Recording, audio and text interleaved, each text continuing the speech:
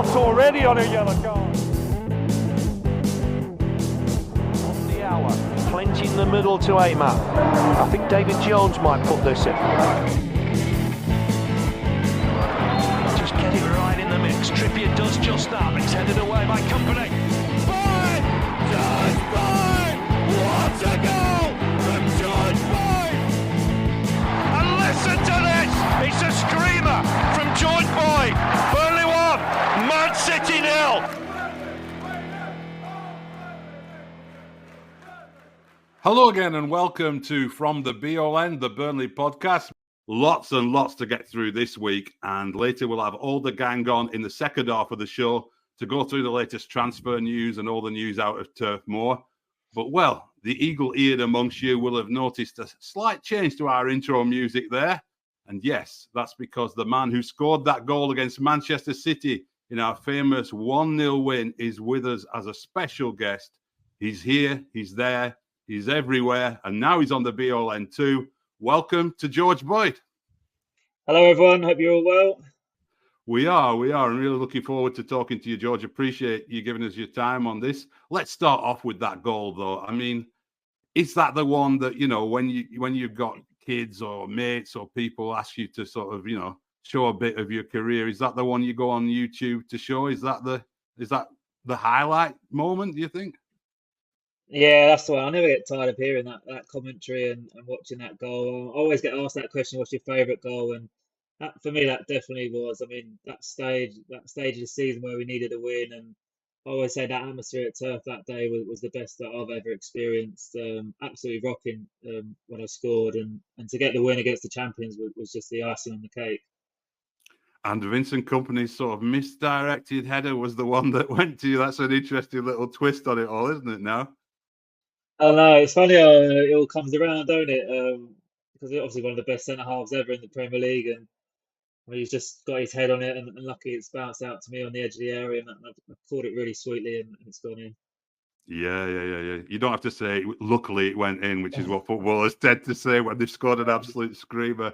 But just, you know, I mean, obviously we've got Manchester City first game up on the return to the Premier League. And, you know, for all the changes that have gone on at Burnley that we'll get into later, you know, the reality is we're still going into that game exactly as we were back then, as the underdogs playing against the champions. You know, how do you prepare, and how did Sean prepare you for those sort of games against the Big Six where you're going in, you know you're the underdog and chances are going to be few and far between? What was it different preparation than it would have been for a home game against, I don't know, Norwich or someone?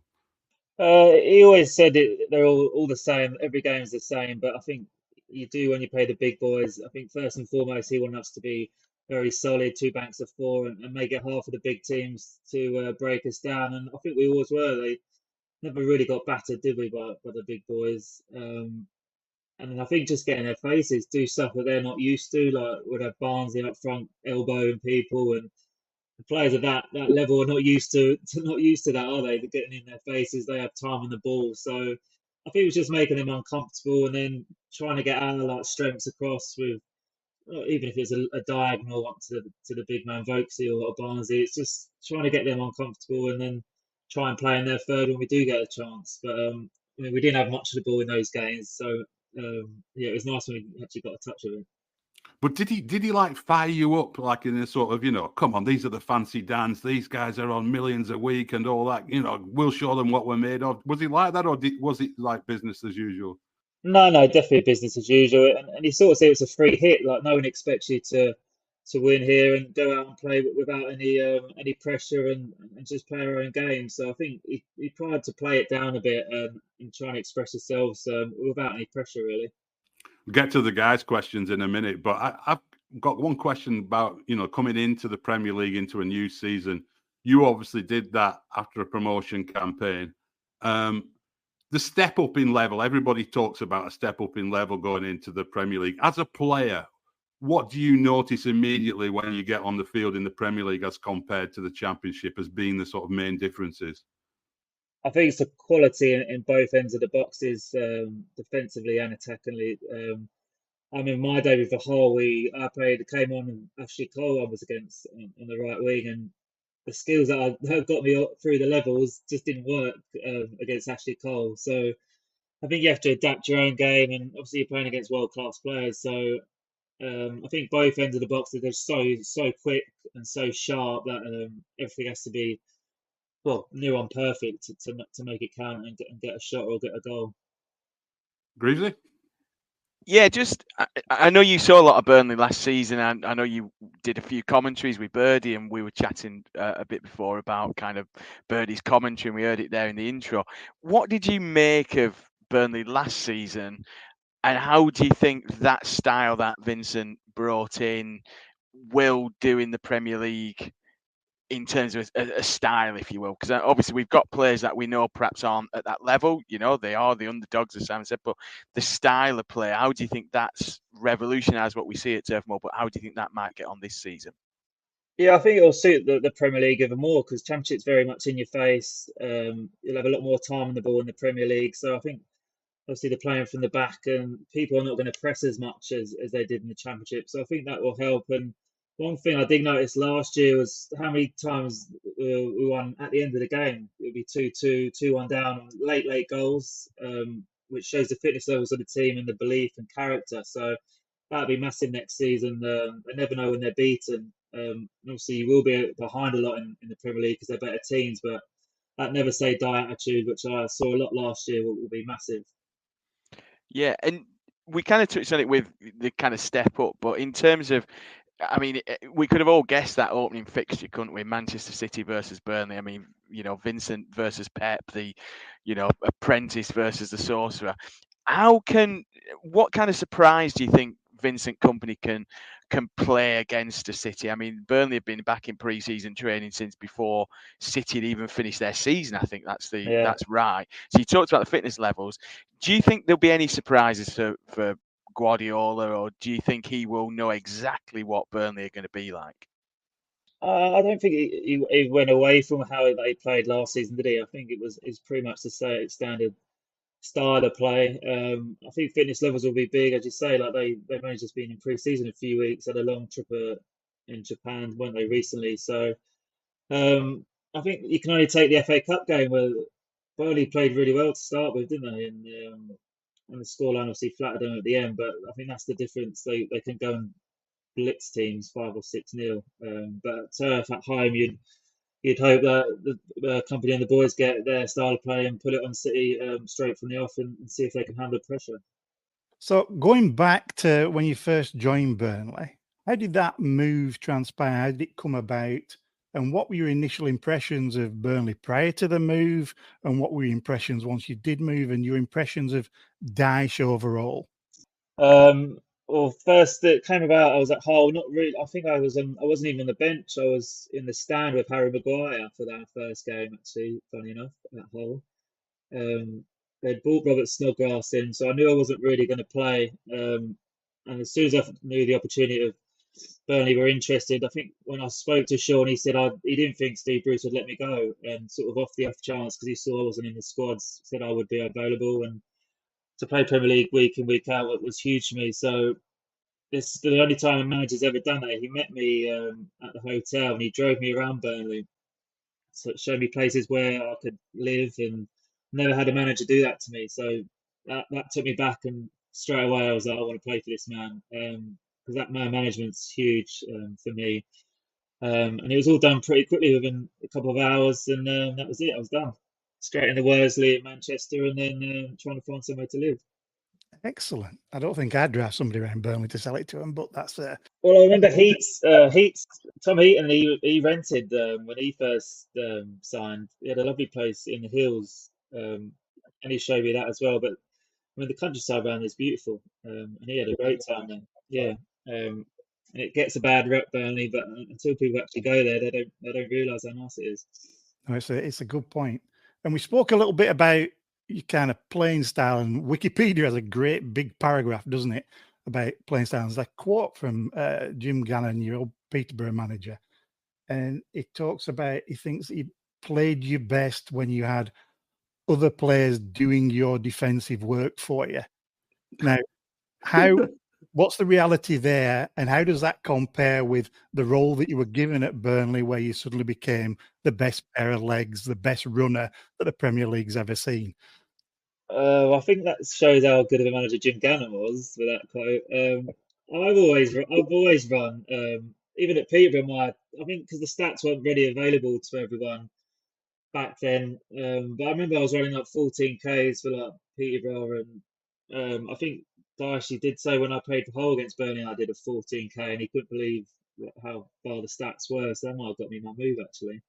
But yeah, I think when you're playing in the Premier League, it's going to be a lot of defending. So he likes his wingers like me and Scotty Arfield were always doubling up with a fullback. So he had to put a shift in.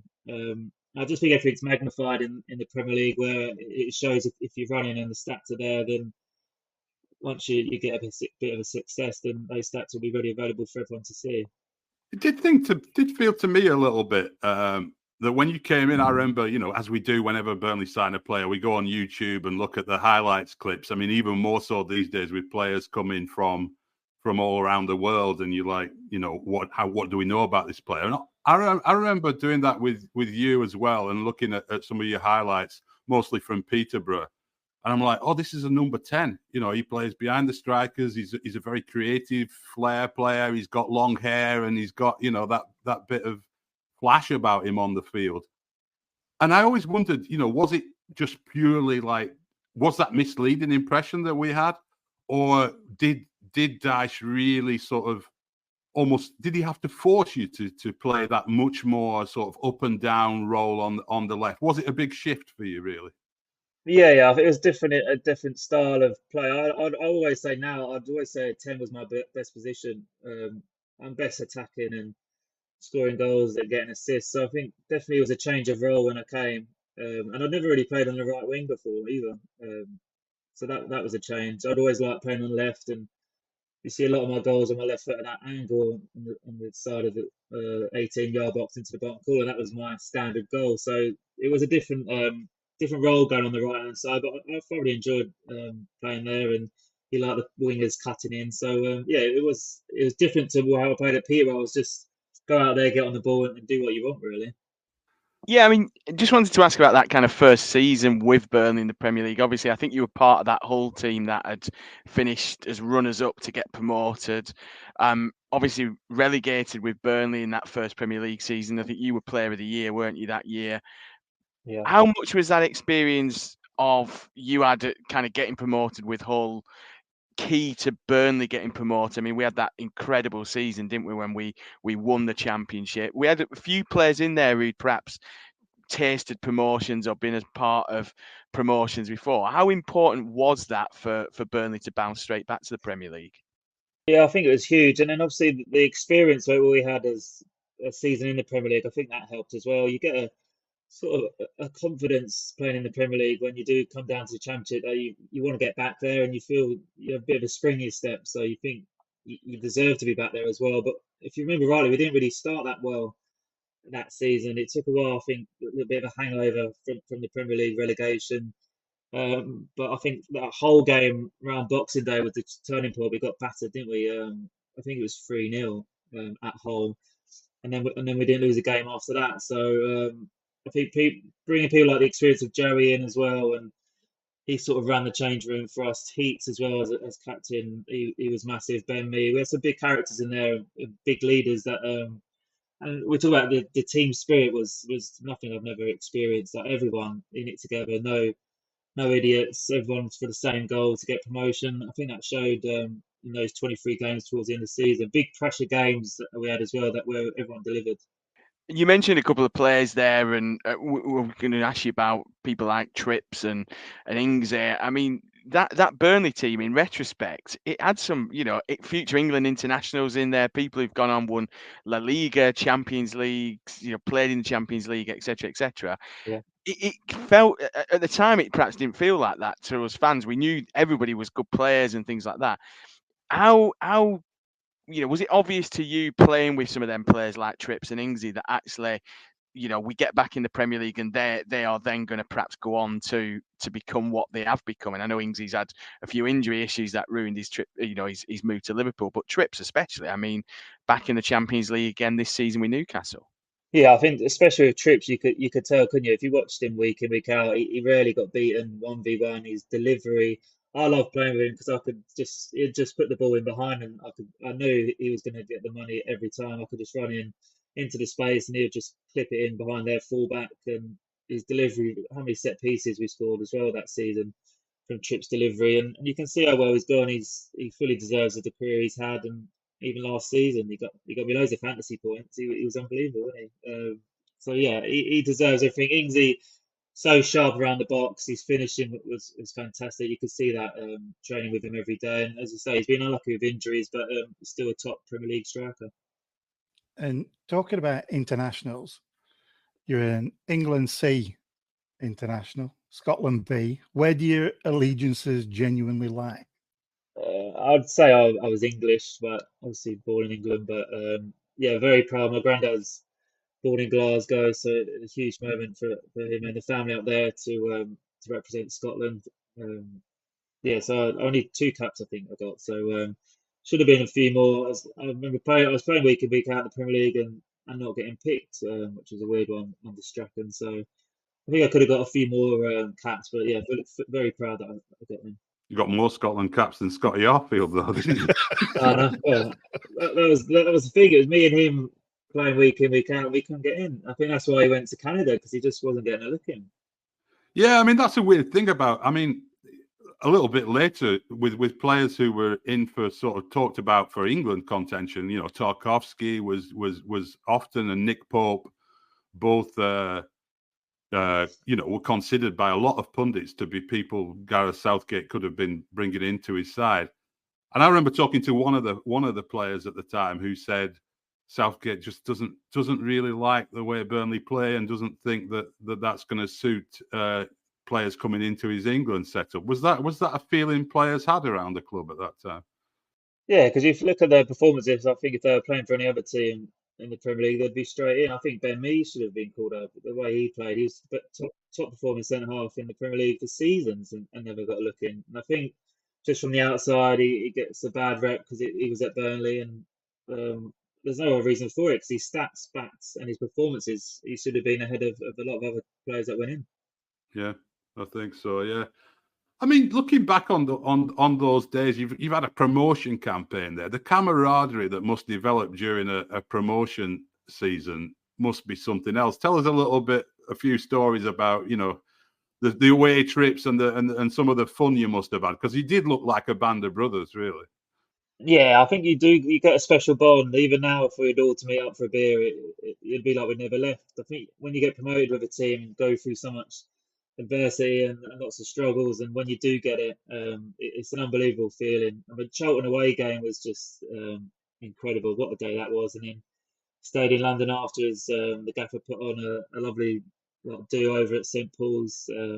He'd rented out one of his mates, I think, had a bar, so we had a party there and all went out. And then we was back to Burnley on the Monday, weren't we, for the bus parade? And then we was out in Burnley on the Monday night, and this bar that I can't only describe as a sauna. It was definitely a health and safety against it. It was about 200 people in this little bar. No one could move, sweating everywhere. But those are the stories that you'll never forget. It was just an unbelievable few days. Greasy knows that bar, do you? I've probably He's frequented definitely it. been I'm trying to think which one it might be, but I mean, I used to go in Smackwater Jacks quite a bit, and that feels very much like the walls were wet through. Yeah, it was like a little upstairs bit. Just so many people. The 3 levels, yeah. Brilliant. Yeah, it was one of those. Yeah. Smacks. Definitely. You were out in Smacks. That's what it was. Yeah. Has to be. I remember that bus. I do remember that kind of open top bus too, and it was the one where Joey Barton didn't get a medal, weren't it? I think in terms of they kind of, I don't know who pinched one of the medals, but somebody who'd only made maybe 1 or 2 appearances had come along and grabbed the kind of medal. Now during that season, we were talking about it off air. It was the Michael Keane goal, wasn't it? Was it Brighton for the Keane goal? And you said that Sean Dyche has kind of sends that clip to people, or kind of sent it to you and Keno recently. Again, touching on what Simon said about the kind of camaraderie, and you saying, you know, you could all get together and it'd be like you'd never been away. Have you ever had that with a manager before? Because I mean, Dyche always comes across as this kind of guy who kind of, if you've played for him, you're in that inner circle and there's kind of WhatsApp messages going about. It just gives a bit of a flavour for your relationship with Sean now. Yeah, so it was just like in the summer, and he'd sent the Keno goal, Brighton, and all the celebrations to me and Keno, and then Keno's like, "Did you get Dyche's message?" I'm like, "Yeah, he just sent me it," and like underneath, but he was like, I can't remember what he said, but he was like, let's have it, lads," or something like that. But he just like reminisces like that, loves it. And then I asked him to do something for a CV for me recently, and he literally within 2 minutes came back, "Yeah, no problem." Wrote me out a nice little testimonial for a CV that I was doing. But I think that just sums the man up. He's so nice and grounded still after all the success he's had, and I think if you do well for him, he'll look after you until you die. He's that sort of guy. I think for a lot of the world, Sean Dyche from the outside, he looks. People use words like gruff and abrasive and, you know, macho and aggressive and all this kind of thing. I mean, obviously, as journalists, we chat to him after the press conferences, and he was great value. He'd start talking about music and films and all that kind of stuff, or, you know, off the record with us.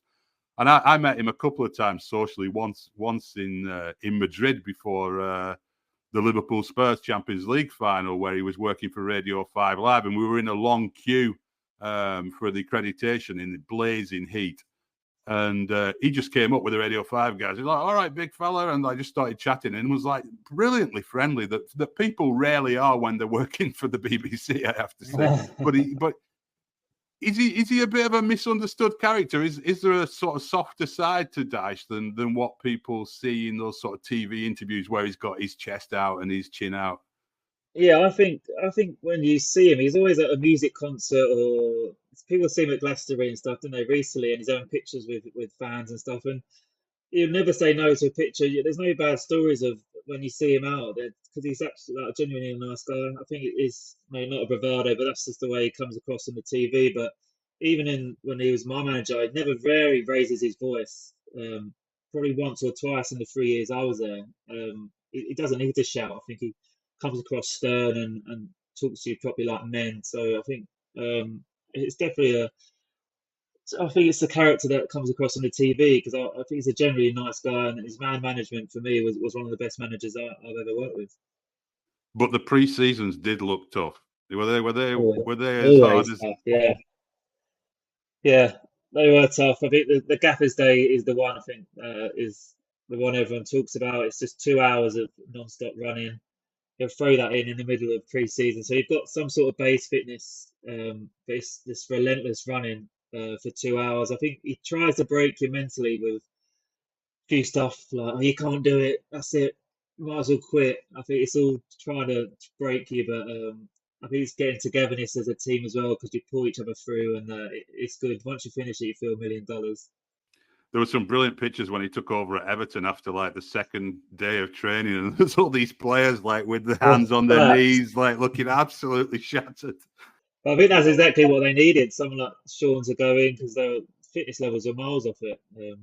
Just speaking to Michael, they were, as a team, and that showed in their performances. They weren't fit enough. I think they'll be a different animal this season. He's had a full pre-season with him. He'll get his style of play across, and everyone will know their jobs at Everton. I mean, when you an average Saturday during the season with the clubs, different clubs that you've been associated, and I believe you're a Palace fan as a kid, yeah? As a kid, yeah. Yeah. So, and obviously Peterborough, like a club that must be very close to your heart after 3 spells there, I think it was, wasn't it? Yeah. Burnley, but also I imagine you're keeping a bit of an eye on some of your old mates as well, and Everton, what's going on there. I mean, how many teams do you feel you have a connection with these days? Oh, at least I'm never bored on a Saturday. At least I'll go watch a few teams play. But I think Burnley's probably the team that I've gone the most. I've got my tickets today for next Friday, so I'll bring my twins to the City game.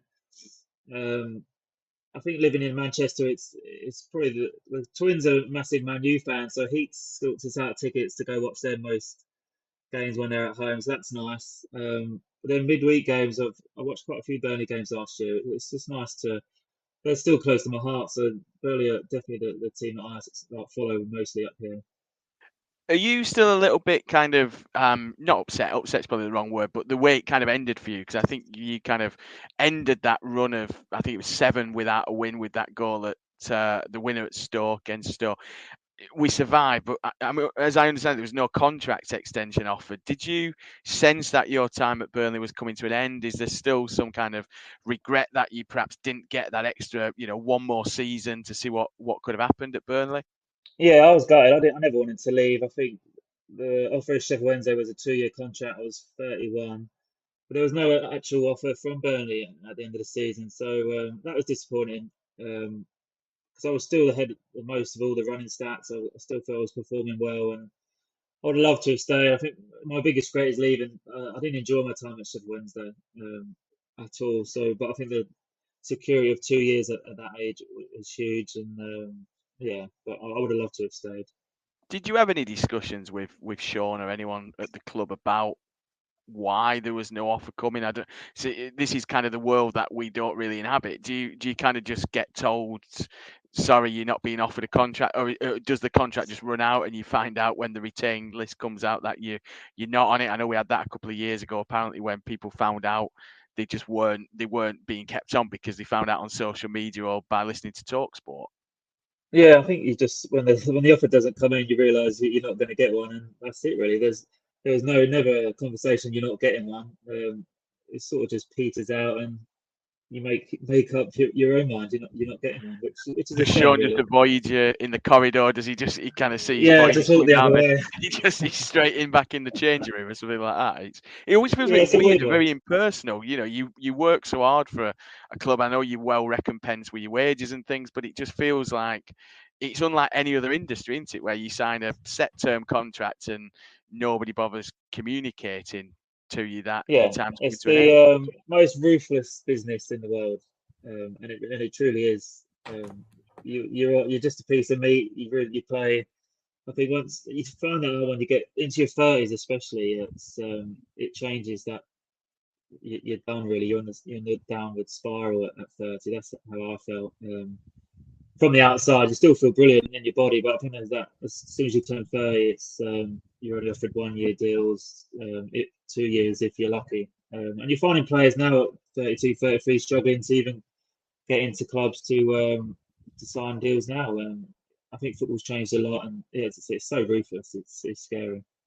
Yeah, do you think even though players look after themselves a lot more than they ever did in 20 years ago, we are seeing players like that who I mean, Burnley have had Nathan Redmond come in this summer, and people are like, bringing in a veteran with lots of experience. He's only 29. I couldn't believe it when he was 29. Yeah. I mean, you got Andros Townsend as well, who I know he had injuries at Everton, but he's come in as a trialist. Apparently, there's an offer there for him. We'll see if that materializes. But again, a player who you don't really think, is at the end of his career. Do you think that despite players being in so much better shape, that the career is sort of getting a smaller window that you've got? Yeah, I definitely think so. I think you look at probably 33 now, where teams are not saying that's probably your max 33, 34. But as you say, with Townsend and Nathan Redmond, they got that Premier League experience. I think they're two really good signings. I just hope the likes of Zaroury are not going to get less game time because of that, because I think he'll flourish. He was so impressive for me, the best player what I watched last season, and I think he'll thrive in the Premier League. You just hope they're not going to get less game time because of these experienced players coming in. Yeah, I mean, there's a few more younger players coming in as well, isn't there? I mean, Zaroury did stand out last season, and Benson obviously had some brilliant moments as well. But at the back, that's been the biggest change for me. So I've players like Bayer and Ekdal who can bring the ball out of the back like that. Do you think that they'll stick with that in the Premier League, or there's a risk to doing that when you're not Manchester City, isn't there? Yeah, but I think that's the style of play Company wants to play. So I don't think he'll go away from that. There's going to be mistakes. They're young boys, but I don't think he'll have a problem with them trying to play out. And at the Trafford, the goalkeeper James Trafford looks a brilliant signing. He was unbelievable, wasn't he, in the Euros 21s. Then you got 3 strong goalies because the Orient boy has signed. He's done very well last year in League Two. So do you reckon Trafford will come straight in and be number 1, or is it Mures will be number 1? What do you reckon, Greavesy? Is Muric going to keep his spot? I think he has to. I mean, he was superb the other night against Benfica. It was Benfica he played against, weren't it? Yeah. I just think you're asking a lot for a player who's never played above League One to come in and face the pressure. I think he's a brilliant goalkeeper. We were all well excited when we did the podcast after he'd signed. I just wonder whether Kompany might ease him in. I fully expect he'll finish the season as the first choice, but I don't know whether he'll start it. I don't know. It's that's the fascinating thing, isn't it? I mean, you were lucky you played under, alongside 2 great goalkeepers in Heats and Pope. We seem to have over the last few years a kind of lots of, keepers that will really push each other. Do you feel you need that, especially at Premier League level, in terms of, you can't just have one goalkeeper who's decent and one who just knows they're never going to get a game. There's got to be that kind of pushing and vying for position. Yeah, I think you need 2, and then also we had Paul Robinson, who was Premier League experience. So I think you need that third one, and then Sanchez from Brighton's gone to Arsenal today. So Chelsea. So you got Kepa and him, 2 like first team goalkeepers pushing each other. I think you do need that, but with Trafford, it's a lot of money, isn't it, for him to go and sit as number 2? I know he's young, but I think it's good. Like, they're both pushing each other, both really good with their feet, and they both suit the style of play that the company wants to play. Woody, you had a couple of questions about some of the more curious games that George played in, yeah? What's the future look like? In terms of we see you with Ryan Reynolds' Welsh Revolution and becoming like a five-a-side superstar. Is that something that you're doing for fun? You'd like to do a little bit more of? What else is going on? Oh, I loved it. It was so good. The tournament was fantastic. It was 7-a-side, and we'd spent, I think it was a week out there in the end. But Wrexham they're so popular out there. The fan base they've got now, obviously because of Reynolds and the other guys, is massive. And they sold 70% of the tickets. I think there was 25,000 over the couple of days, and 70% were Wrexham fans. It was crazy, but it was brilliant. Just waiting for a Burnley Legends team to get made, and I'll be straight in. But it was, I loved it. It was good. Good player. We had a few very experienced. We had Lee Trundle playing and Andy Morrell. I think we should have gone a bit further than we did, but it was hard playing 2-3 games a day. My legs were killing me after a couple of days. Those famous legs, yeah, exactly. And I was Steve Nash. Yeah, so I love basketball. So we played against Fabregas' team the first game, so that was incredible. And he's not that much taller than me, so how good he was at NBA was crazy, because he wasn't tall, not that tall at all. Fabregas has put a bit of weight on. He didn't play any football. But it was just great. Yeah, no, he didn't play any. I think he was injured. And he retired, isn't he, this summer? So I think he must have had an injury. But I think they're going to do it again next year.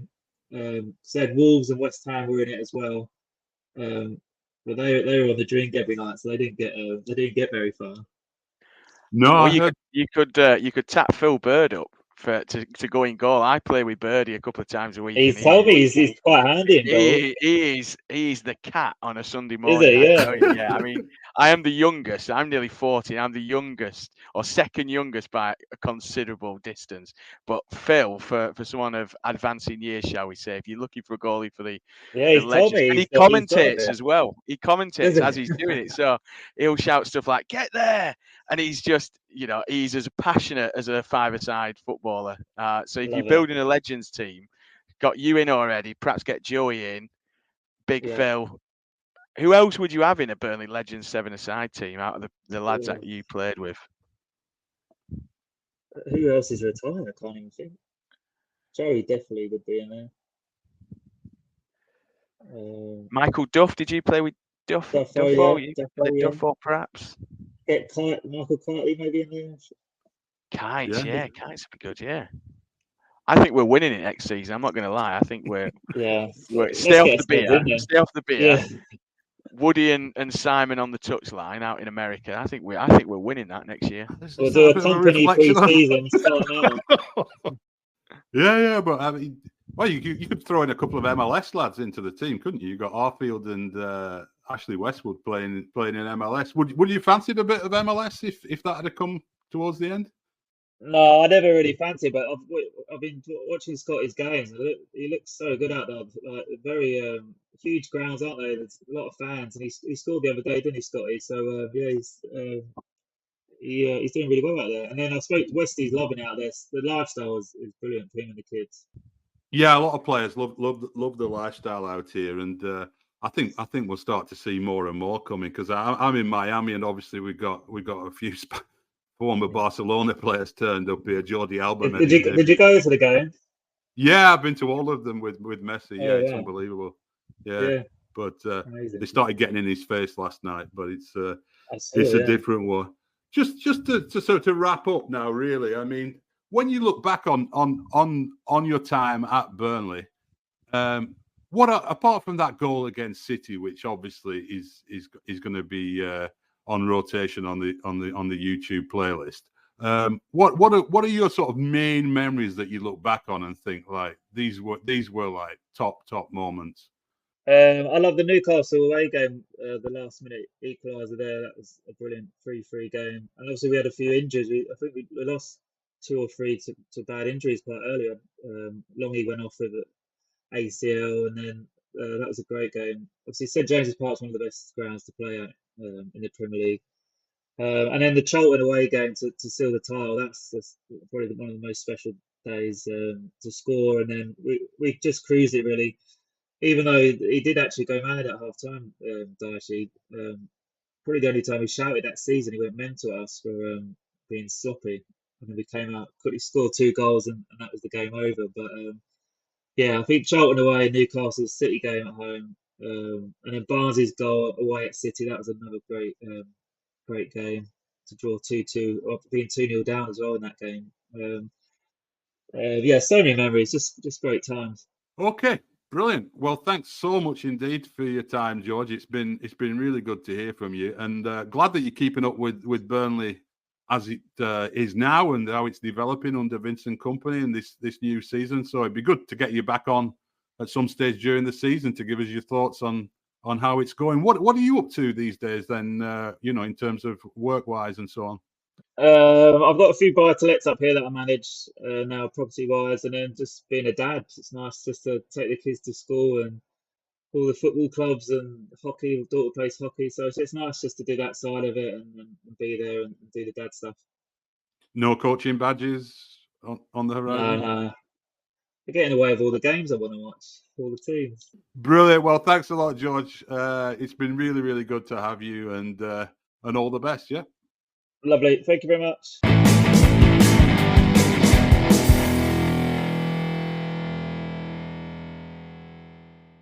Thanks very much, Simon. That's a fascinating conversation with George there. Really good stuff. It's great to be reminded of that fantastic night against City. What a great day that was. Although I have to say, I think you need to be an eternal optimist to hope that we might get the same result next week. In fact, I've been doing a bit of research this week, and I immediately wished that I hadn't. Since that win, the aggregate score between us and City over the 16 games that we've played is 52-5. That's in all competitions, so that might be a bit of a worry. But I am an eternal optimist, and I think all those numbers really show us is that we are due a change in fortunes. So anyway, 7 days to go, and the blue moon is looming very large in the window, but I am not convinced that we have our startup sequence in the right order yet. I don't know what anybody else thinks. Brings us nicely onto our first question for this week, which is, are we a better team than we were last season? We've seen a few outgoings and a decent number of incomings, and we have spent a lot of money. In fact, probably the most money we've ever spent in a summer window. But Chris, has that left us with a better squad and a stronger first team than we finished last season with? I think it's debatable whether the starting 11's better as things stand.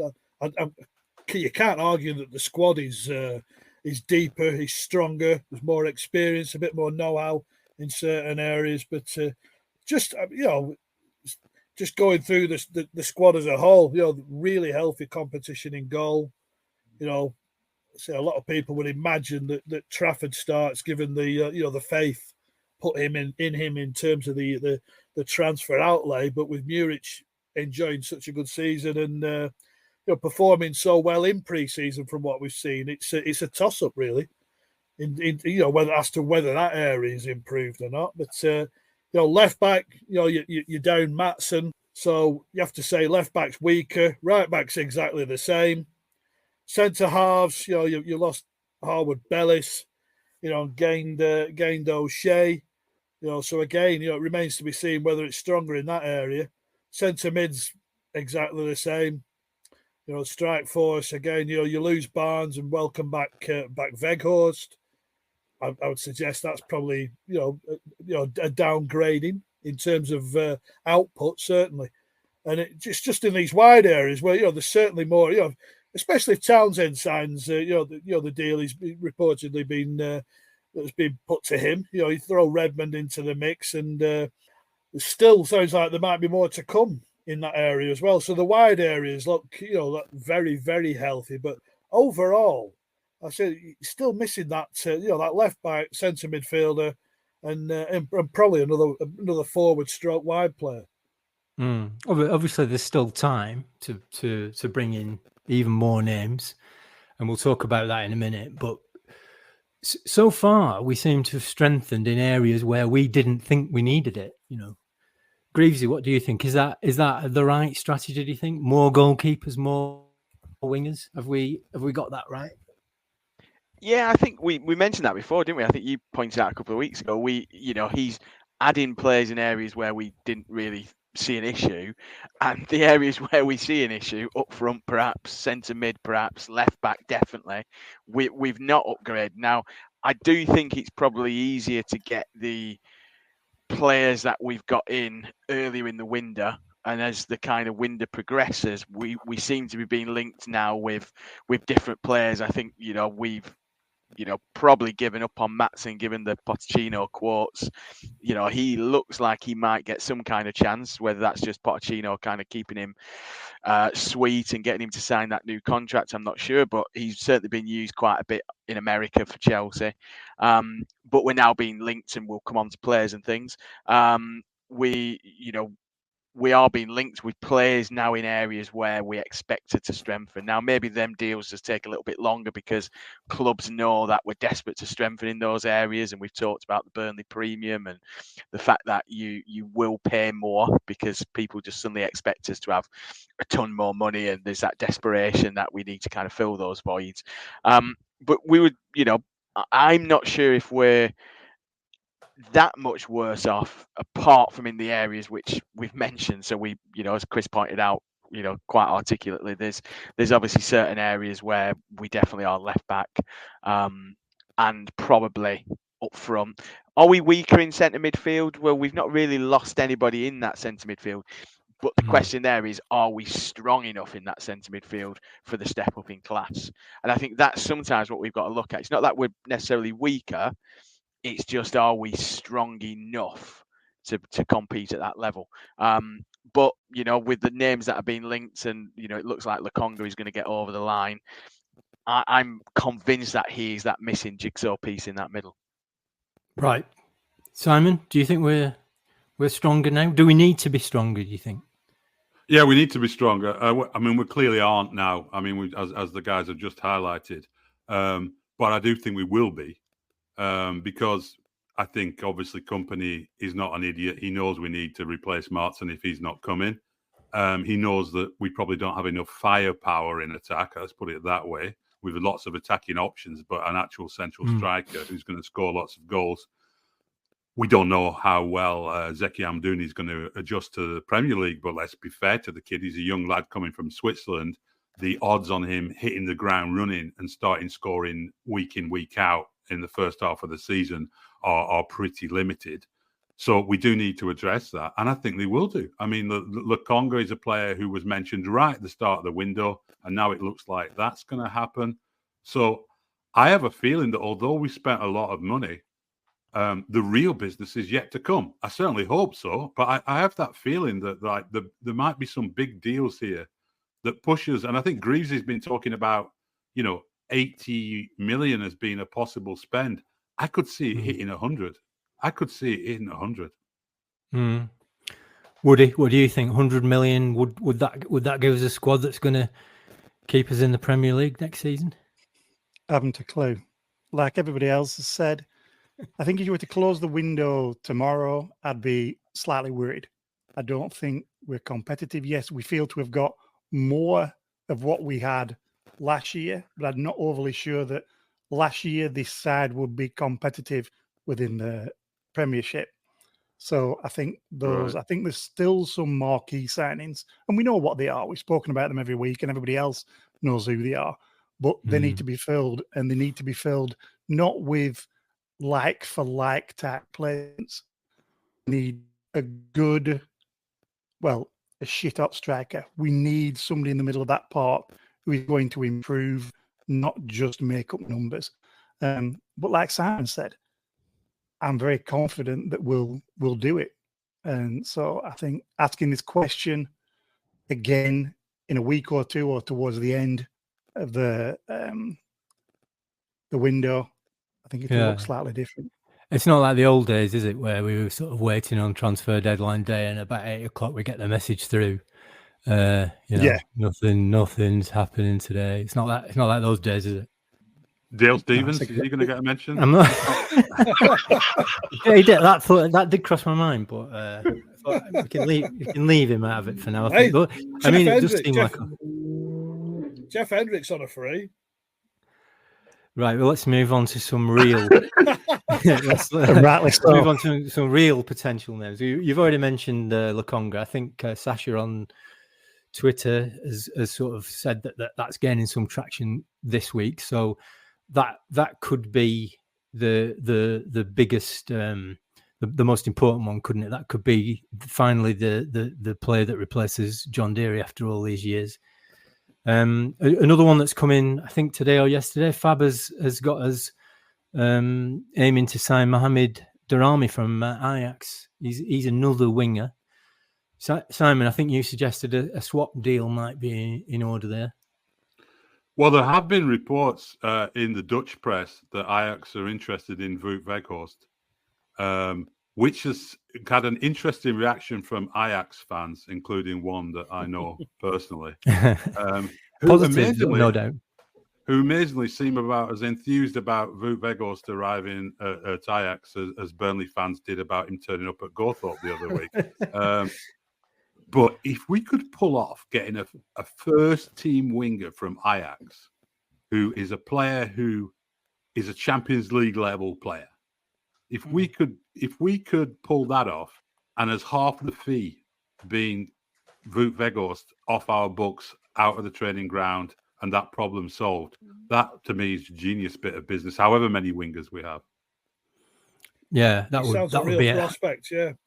That would be a very handy solution to that particular problem, wouldn't it? And I think he'd be. I think he'd be a good signing for the Dutch league. I think he'd do better there than he's done in the Premier League.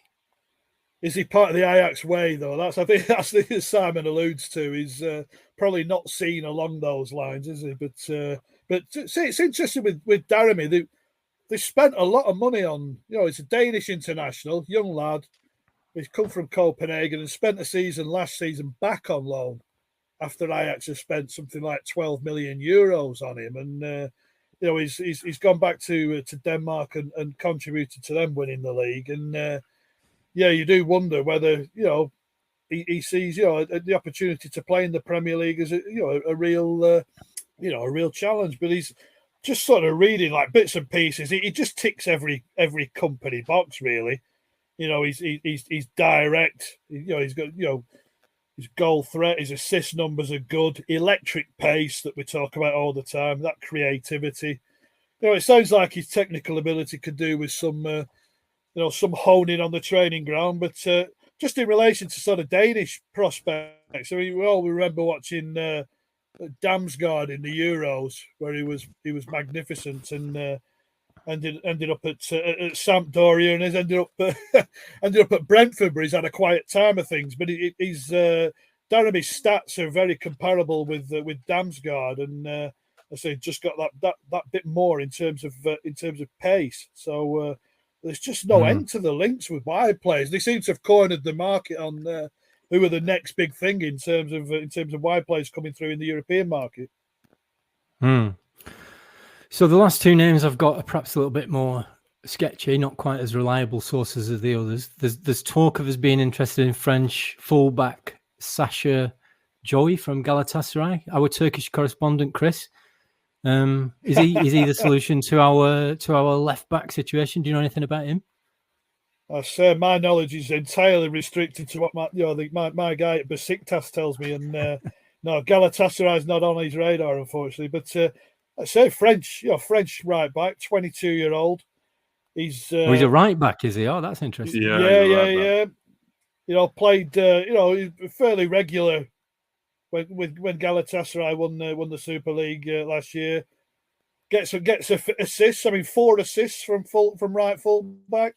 We're sort of talking Vincent Kompany's numbers there, aren't we? Really, but it's just cost seems prohibitive.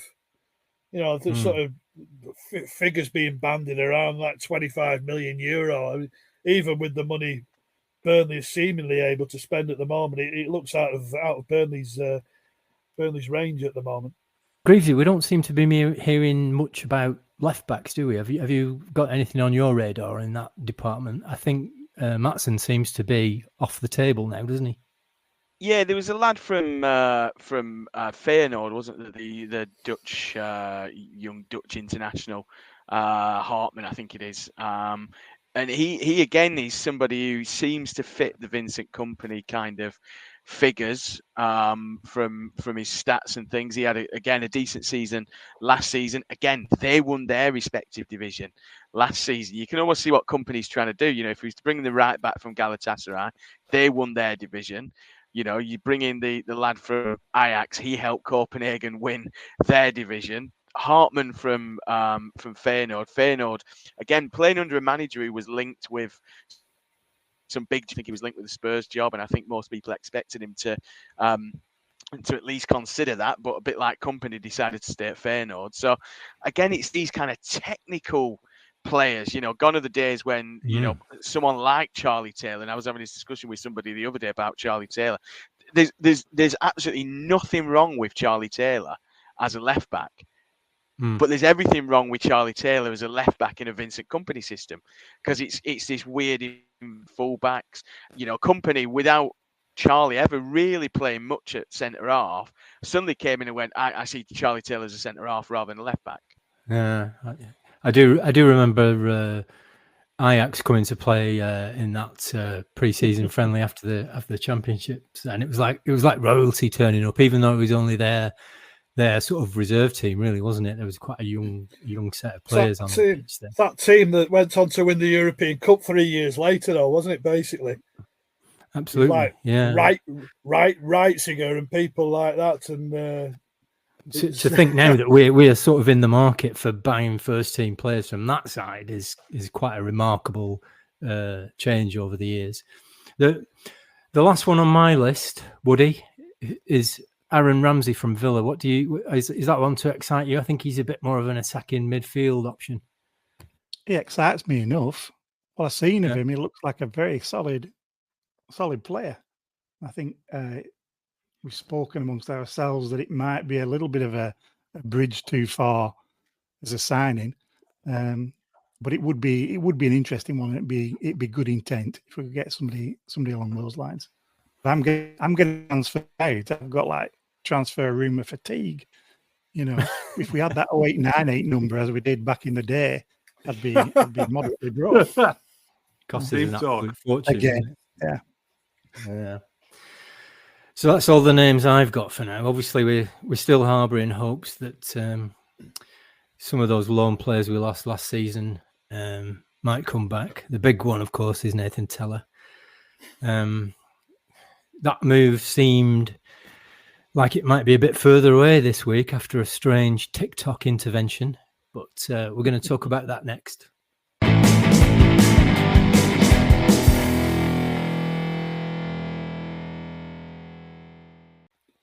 So, free Teller is what we're all saying. If you haven't seen this, I might powers of explanation are lost on this one, so I'm going to have to ask Greavesy to give us a little bit of a rundown on what at first looked like a prelude to a signing announcement earlier this week, didn't it?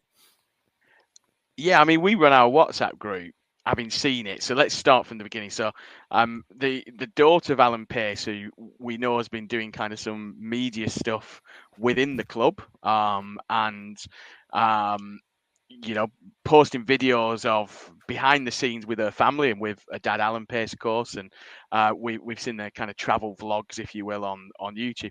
Posted this incredible video where she's basically sticking up lost, you know, almost like lost puppy posters. Free Nathan Teller, have you seen this man? All around Burnley. You know, it's on the town hall steps, it's on the Mission to Burnley mural, it's on the, you know, everywhere you can think about putting them. And it's very well shot, and it's talking about free Teller and all this lot. And I've got to be honest, I thought it was the most genius piece of marketing I'd ever seen as a prelude to an actual announcement video.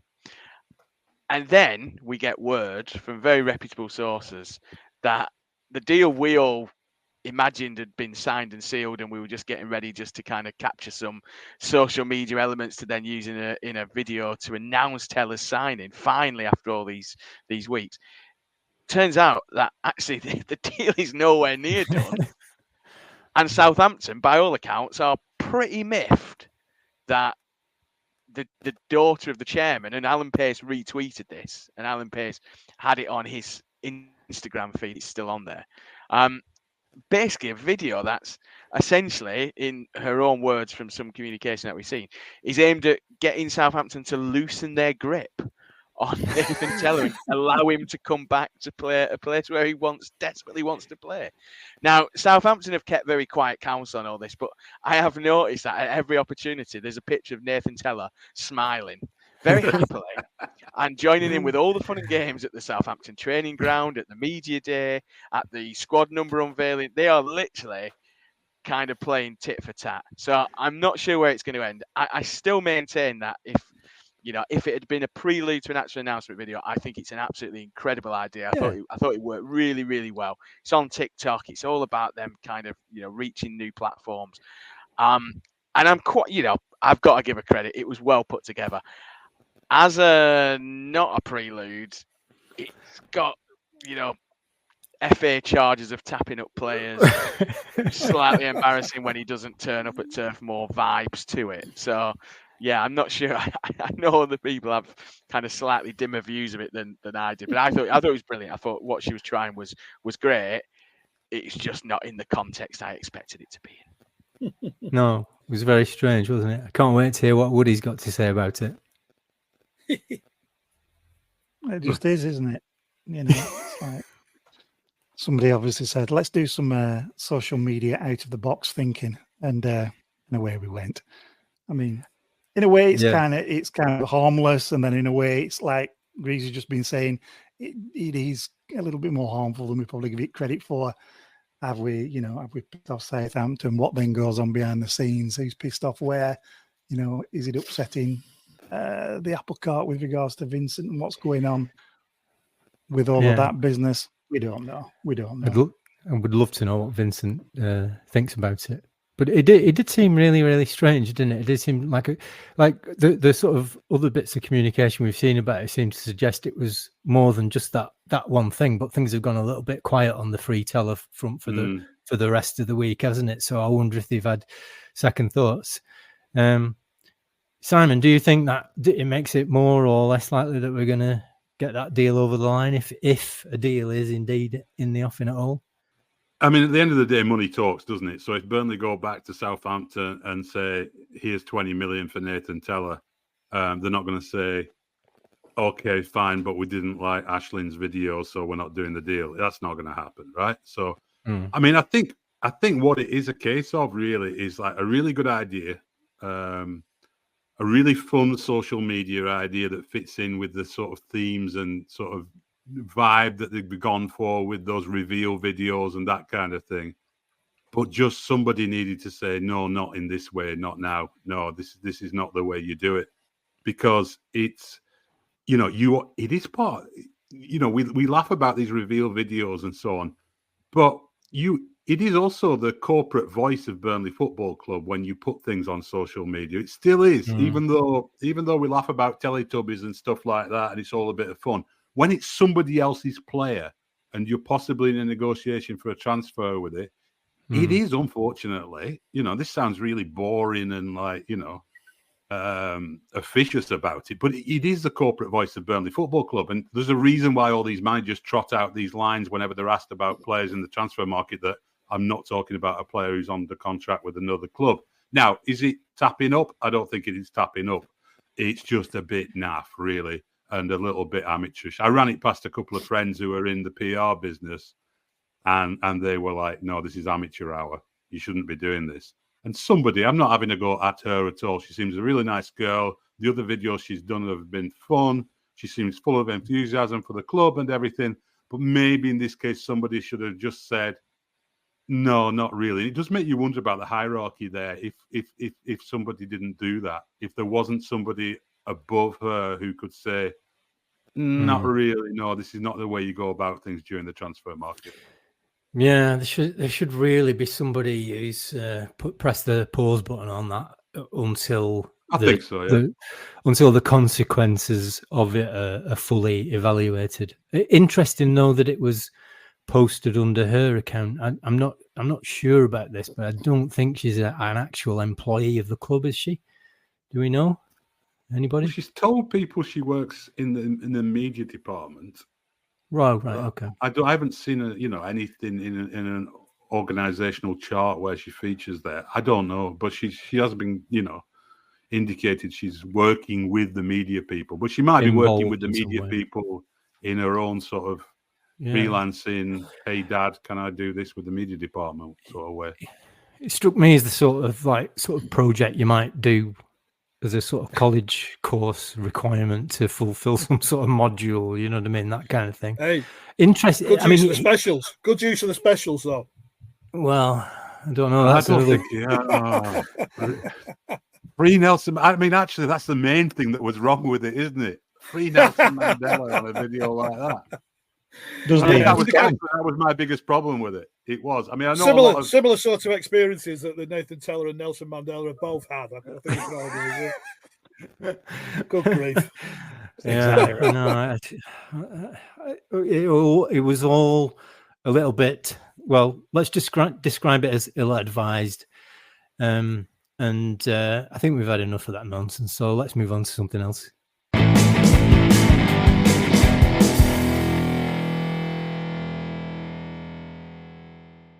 So the Holy Trinity of kits is now complete.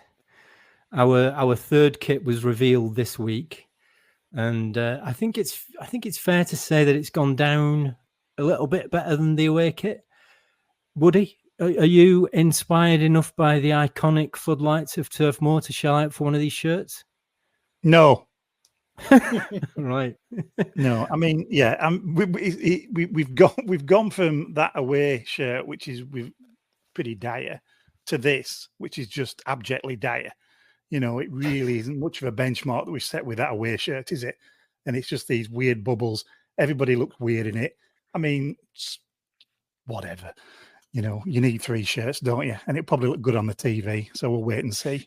But I can't say that I'm overly enthused or I'm going to buy it, even if it gets like discounted by May. No, it's like a weird sort of design, isn't it? It's kind of a sort of dark blue body with I'm calling it light blue bokeh, which they're claiming has been sort of inspired by the floodlights at Turf Moor, which seems a bit of an odd place to take your inspiration. I think they even described the floodlights as kind of as iconic, didn't they? I don't know whether I've ever thought of them in that way. Have you never stared at them and thought, "Wow, just iconic those floodlights"? Yeah.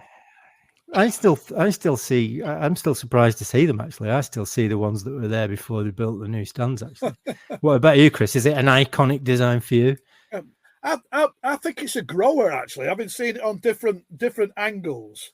I mean, we're looking at third strips up and down the land are like an excuse to get a bit free and easy with the creativity. The graphic designers can go a bit mad, and not as much of a hit as as some strips I've seen this summer. But it's sort of growing me on a little. I think the three offerings have been pretty poor on the whole, and I'm disappointed when you look Umbro up and down the country and up and down Europe have produced some fabulous. I look at even Carlisle United in League One, absolutely fabulous, sort of like 90s strip that they produced for them, and I think Hull have three good strips, etc. And it's probably my favourite of the three, but I'll not be parting with any funds, I don't think. I'm not a fan of it, to be honest. I think it doesn't say Burnley to me. It doesn't speak like it. It doesn't look like a Burnley kit to me. I think the home kit's the best one. But Greavesy, what do you think? Are you going to be striding down Harry Potts' way in this one? No, I mean, I'm a real tight bastard. I'm still waiting for him to knock more than a £5 off any of last year's kits, to be honest. Because if they get them down to 20 quid, I'm having a trio of last year's kits because I actually genuinely think they were brilliant kits. They were, weren't they? The third kit is the best of the lot, I think, for me. I think the home shirt is definitely growing on me, and I thought it looked fantastic when we played Betis without the sponsor. I know we keep banging on about the sponsor, and it's, I just think it looks a brilliant shirt without the sponsor, and I think it looked great because of the Spanish ban on betting sponsors. We were forced to wear it without one. This one does look a bit like a training top. And I actually arguably think the training wear that we've got, the kind of minty green kind of training top, actually, I think is quite nice. And the warm-up tops that the lads wore pre-Betis, you'd have almost taken any of them two as a kind of design for a third or an away kit and kind of gone, well, it doesn't scream Burnley, especially the kind of the bluey green training top, but it's not trying to shoehorn in. I mean, we've been told that the home and away kits are meant to match the Wembley season and the season after Wembley. And then this one's iconic floodlights. I think Chris mentioned we could have just done a tribute to the Parkview Chippy. And that had been more iconic than the floodlights. And the same as you, Justin, I see the old floodlights, that towered over the Beale. And I almost think if you'd kind of incorporated that kind of design into it, then we might have been in a position where you kind of go, well, actually, it's got a bit of thing. Somebody did point out the bit where it says Clarets on the back of the neck is the same font as used on the Wembley video. So I'm now beginning to think that that's the nod. When we keep going, I can't get where the nod is. It's literally just the word Clarets. We've used the same font. VHS. That's it. But I won't be part of any cash. Yeah, the old Burnley Express specials that we used to knock out sort of biannually. But name me some iconic floodlights. They're just. I've never once looked at a pair of floodlights and thought, they're iconic. Simon, do you buy into this suggestion? These kits are inspired by the history. Do you see a celebration of the special feeling of a night of football under the lights? I mean, I'm fed up with kits being inspired by things. Why do they have to be attributes and be inspired by things? Like, I mean, I get it. These design companies get given a blank sheet of paper to work with, and they're supposed to come back to the club with something that's got a hook, and they're trying to sell an idea to the club, and they say, you know what we're going to do, you finished 7th in the 3rd division in 1994, so we're going to, whatever. I mean, just produce a really nice kit that has the club's colours and that is modern. I mean, that Hearts kit is probably inspired by something, but the reason why it's good isn't that it's inspired by something. That white one with just the heart on it, Yeah, it's because it's so simple and clean and crisp and classic looking. And the same with West Ham's away kit this year, which again looks better without the sponsor on it, but it's white, and they've even used the Umbro and the badge in a sort of white indent, if you like. These are like really nice ideas about design, not about being inspired by something. So just leave it alone. Like, I mean, what are we going to end up? What else can we be inspired by around Burnley? What else is iconic? I mean, you know, we're back to the Park View chippy again, aren't we? Let's be honest. What I like the Birmingham away kit looks great because it's a really modern design. It's basically just a kind of I don't know what I would describe it. It's kind of a pinky salmony coloured with black kind of shapes on. But what they've done actually, interestingly, is all of the kits are slightly different because they're reducing material waste. So they've got a roll of material that they're using for the kit, and it says each one will have an ever so slightly different design. Now, I imagine the players' shirts, because of regulations, will all be identical.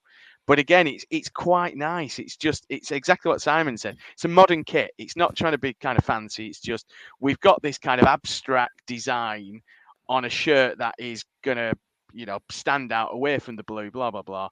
And the interesting concept is the fact that every shirt's slightly different. But that's the modern bit, isn't it? That's kind of the sort of bringing it into the recycling and eco-conscious. So I think we, in general, that's 3 thumbs down for all 3 kits this season, isn't it? Not a vintage year. My personal favourite is the home kit, but I just think that sponsor's logo is going to ruin any kit, so it doesn't really matter to me. I do hope the club starts selling those shirts without the sponsor on. I would certainly pay a bit more. We've talked about that before, but I think that's the only way they're going to get me to shell out for any one of these 3. I'm going to buy a JJ Watt cap instead of a kit this year. I think I really like those caps. He's selling, and all the money. There's a good cause as well, isn't there? Yeah. Food bank and all that. So I'm going to buy a JJ Watt cap and walk around with that on instead of WW88 or whatever they're called on in front of me.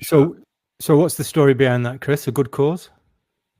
Yeah, the food bank, isn't it? Yeah, he's going to put the money towards some of the proceeds, or I can't remember all of the proceeds. 100% of profits, he said. Yeah, towards the Burnley Food Bank. So especially at the times we're going through at the moment, a really noble gesture, and hopefully make a lot of money for him. Well, I'm pretty sure that's where the money I might have spent on a shirt will go. Anyway, time to move on.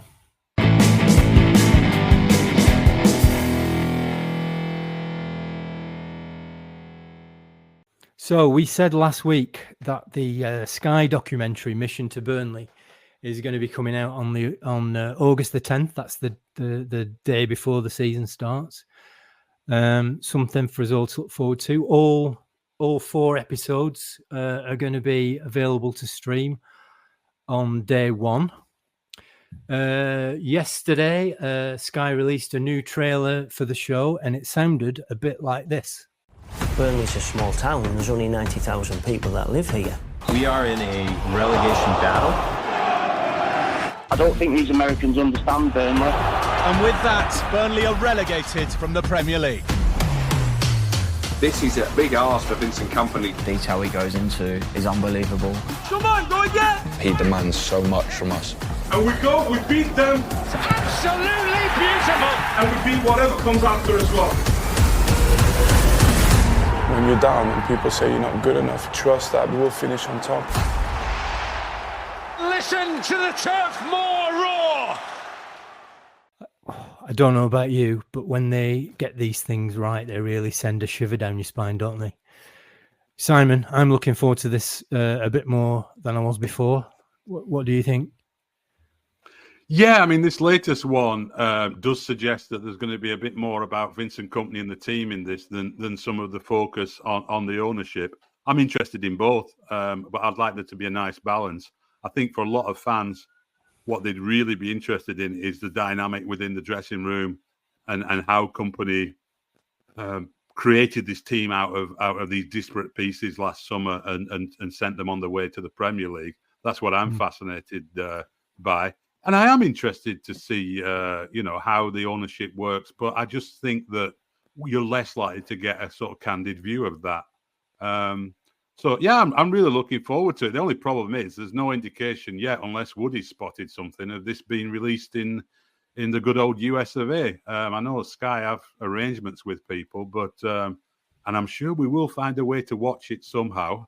But officially, there's no sign of it appearing on streaming services over here. Yeah, no, I was just looking, and so we'll have to dig deep, Simon. Like you say, we'll find it somewhere, but there doesn't seem to be anywhere that's showing it at the same time. It seems difficult to believe that with our American connections, they won't sort something out in that regard. We'll have to ask that question somewhere. Chris, are you looking forward to this one? Do you, even if it's just a chance to relive the season, it'll be great, won't it? Absolutely. I think if you look back at one of my prized possessions is that 1992 championship season video. I don't think it's ever got put on DVD or anything like that, but it's just fabulous to have, and especially of such a magnificent season. It's like Simon, I'm interested to see both sides of the coin and Vincent's relationship with the chairman as well as the players, and how much we get to see of that. The wheelings and dealings in the transfer market, maybe some of the things behind the scenes on that, and you're always interested to see who are sort of like the alphas in the dressing room and who sort of runs the show behind the scenes, and hopefully it's. I'll probably binge the lot when it comes out, and it looks an absolute spot on production from what we've seen, and hopefully lives up to the hype. Yeah, it looks pretty good. Greavesy, what are your thoughts on it? What are you hoping to see? I mean, it'd be nice to get a bit of an insight into how this sort of remarkable transformation took place, but also you don't want them to kind of. There's a worry, isn't it, that they make it a bit more sensational for the sake of appealing to a non-Burnley audience, if you know what I mean. Yeah, definitely. I was just re-listening again there, just while you were chatting. It's just there's the bit at the end where he just says, or midway through where he says, "We beat these, and then we beat whatever else comes." And you just think, I've got hair standing up. You just think, what a man! You know what I mean? I love Vincent Kompany. I think we all do, and I think that's going to be the fascinating thing for me. The way he talks about pressure, the way he talks about what he expects from his players. We've seen the Anderlecht video where he's just tearing them apart because they've drawn one apiece, and he basically said, "You've wasted my time, you've wasted your own time, you wasted everybody's time. I might as well play the kids." And you just go, that level of expectation is probably what gives me hope that next season's not going to fall flat on its arse, because I actually think that, and I think we'll find out more in next week's podcast what's required. No spoilers, but we've got someone lined up to talk about what's required at that level, and I think that's what Kompany brings. And it almost doesn't matter, as George was saying earlier, kind of, you are the underdog, but you've just got to do your thing. You've got to play your game. You've got to beat whatever's in front of you. And Kompany this week basically said, I want to go out with the intention of winning every game.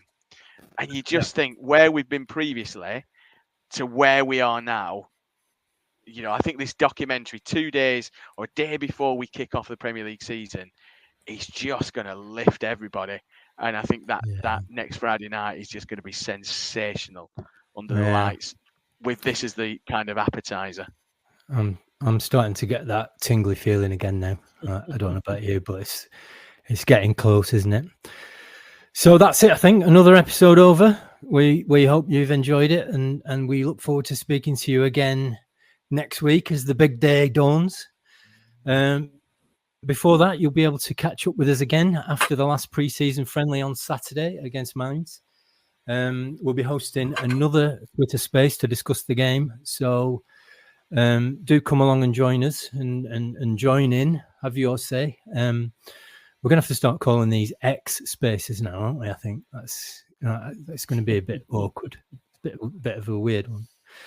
And don't forget to follow us on X and Facebook for all the latest updates. Thanks for listening, and we hope you can join us again next week. Goodbye.